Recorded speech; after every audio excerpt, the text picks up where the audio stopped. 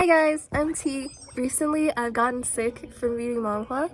I stayed up until like 4 a.m. to read What a Bountiful Harvest, Demon Lord, and it's the greatest thing I've ever read. I was a bit skeptical at first because the art style, it wasn't the usual quality that I like. Well, I used to like reading the reincarnation novels, manhwas, where like the female lead is reincarnated into a fantasy romance novel. It really piqued my interest, like even in the first chapter.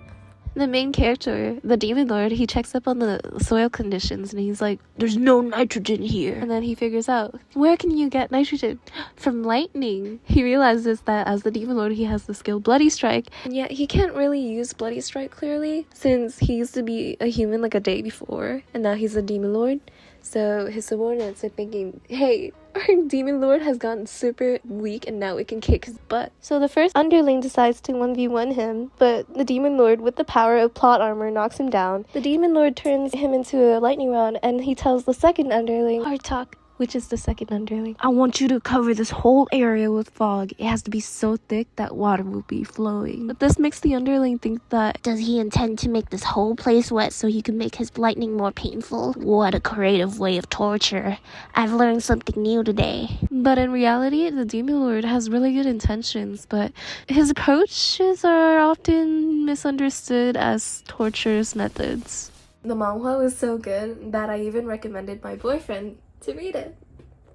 Wasn't a good boyfriend. He thought it was funny too, and he doesn't even read manhwa.